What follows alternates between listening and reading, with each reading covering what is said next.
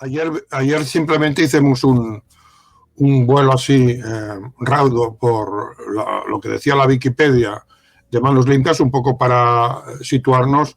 La conclusión que se puede sacar del artículo de la Wikipedia, que me parece que no miente en este punto, es que Manos Limpias, fundada por Blas Piñar, pues estaba escorado más bien hacia la ultraderecha, pero yo diría que es esta típica ultraderecha que detrás tiene a la derecha liberal, al PP, y que, como queda demostrado en el libro, hoy no lo tocaremos, aquel libro que mostré, pero lo he estado ojeando, aún no me lo he leído, pero por lo que he ido viendo, pues este esquema se mantiene, ¿no? Esto de que la ultraderecha siempre como un apéndice de lo que es la oligarquía.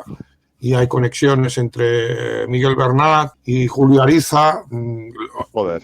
Julio Ariza es la oligarquía, digamos, la personificada, pero también, por ejemplo, con Esperanza Aguirre, o sea, conexiones, digamos, de amistad, conexiones de que nunca hubiera denunciado a Esperanza Aguirre, a pesar de que Esperanza Aguirre estaba rodeada de corruptos. Y claro, lo que choca aquí, a mí me choca porque por mi experiencia personal de Miguel Bernat, yo no voy a repetir las expresiones que utilizó, bueno, a mí no me desagradaron, pero eran expresiones que lo colocaban muy despectivas hacia los J, ¿no? Vamos a decirlo así. Eso a mí, en principio, no me generaba desconfianza. Pero claro, es que esto que es de origen cristiano tiene siempre doble fondo. Y ahora veremos por qué, ¿no? Porque vamos a dejar un poco la Wikipedia y vamos a profundizar un poco más. Y nos vamos a un artículo que se titula Manos Limpias, ariete de los ultras. Yo creo que este artículo no es infiel, aunque él dijo que no era de ultraderecha. Dijo, no soy de ultraderecha ni de izquierda. Bueno, es una forma de decir soy de derecha, ¿no?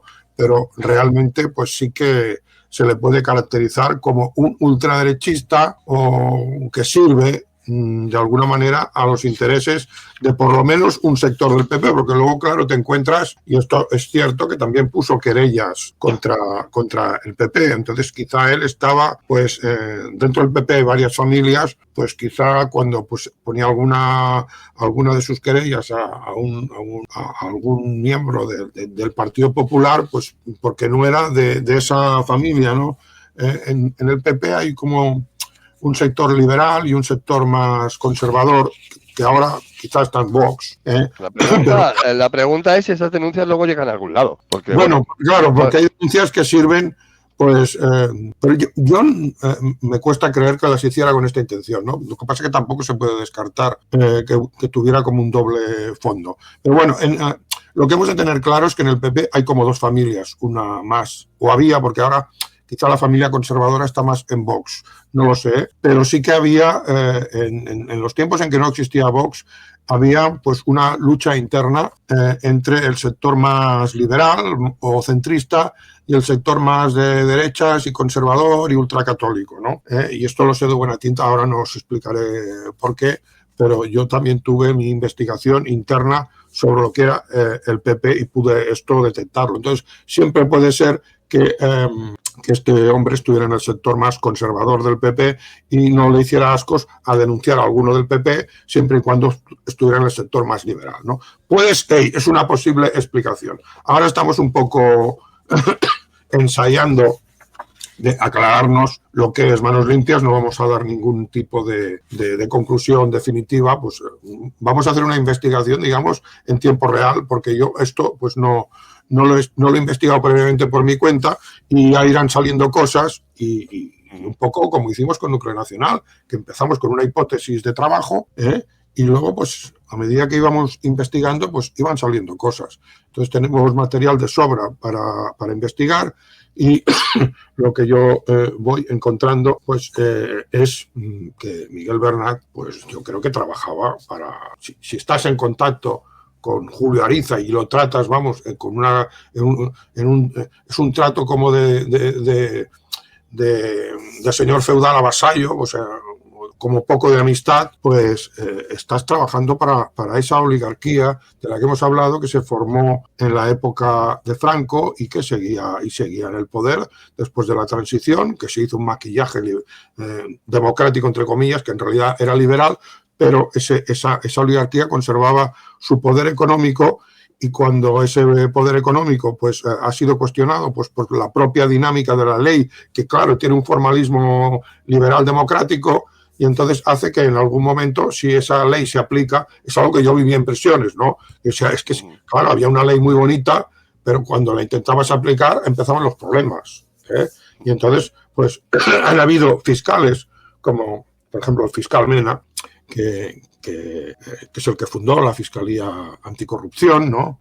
Con el otro fiscal, que se llamaba Jiménez Villarejo, no confundir con Villarejo.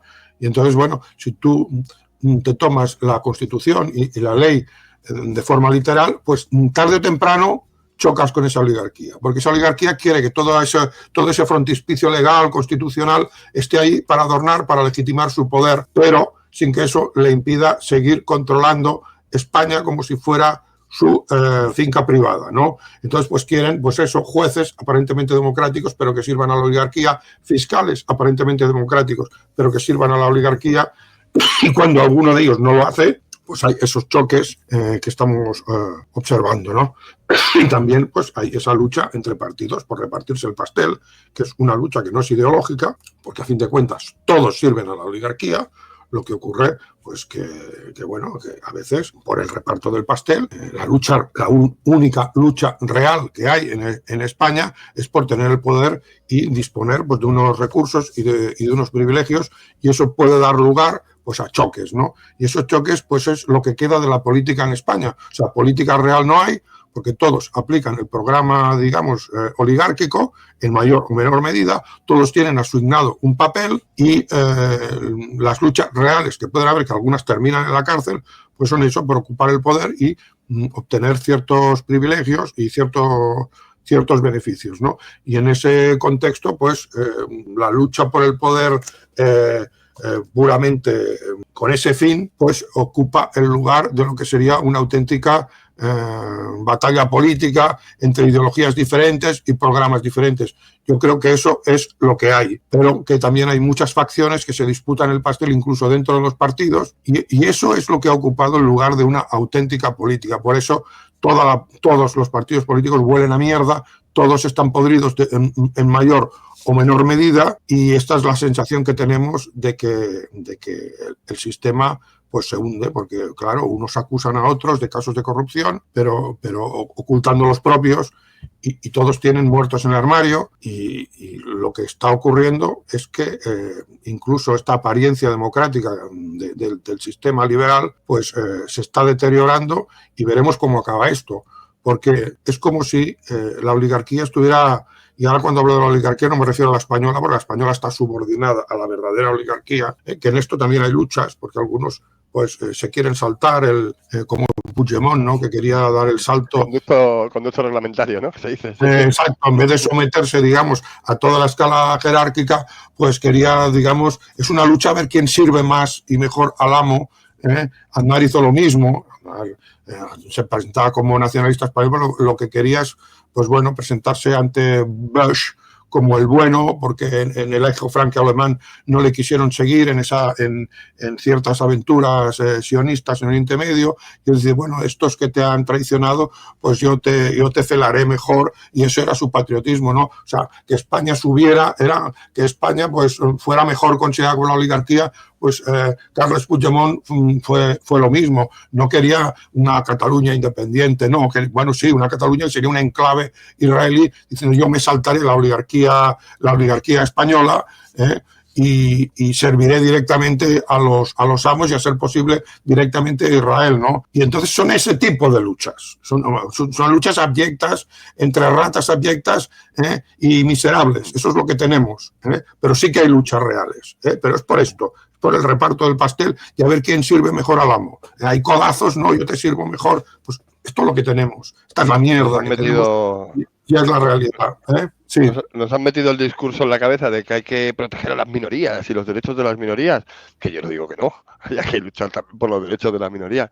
Pero dos preguntas, ¿y la mayoría qué? ¿Qué pasa con la mayoría? Y luego, bueno, si nos ponemos a ver quién es la mayor minoría, pues a lo mejor son ellos, ¿no? Estos hijos de puta oligarcas. Eso sí son una auténtica minoría. Entonces, quien tiene ese discurso no es que las minorías, cuando es que se hace a día de hoy, se están beneficiando a esas grandes minorías. Pero bueno, así estamos. Pues sí, porque con eso de proteger las minorías, al final quien recibe protección es la minoría oligarca, que son la minoría de las minorías, ese 0,1.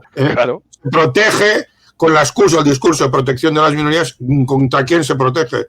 Pues contra la inmensa mayoría, que es el pueblo trabajador de cada país. Y este es el discurso liberal. Y luego, pues bueno, también intentan eso, dividir al pueblo, pues eso, en minorías que hay que proteger para que estén unos enfrentados a otros, siempre luchen, igual que hay luchas por el pastel, pues que hayan también luchas sociales entre hombres y mujeres, entre todo tipo de colectivos identitarios que ellos un poco van fabricando y que enfrentan entre sí, ¿no? Y esto es lo que quiere la oligarquía. Bueno, esto no nos sorprende ya cuando empecemos a centrarnos en lo que es, por ejemplo, Podemos. Ahora, lamentablemente, nos vamos a tener que centrar en un personaje secundario como es Vaquero, pero claro, él no nos deja otra opción y vamos a estar un poco más centrados en él, pero luego iremos a buscar lo que es Podemos y esta falsa izquierda, ¿no? Perdón, no quería enseñar esto, perdón. O sea, Vaquero, perdón, Vaquero, es que me la has puesto a huevo, estaba escuchando unas cosas por ahí de ti. Perdón, seguimos.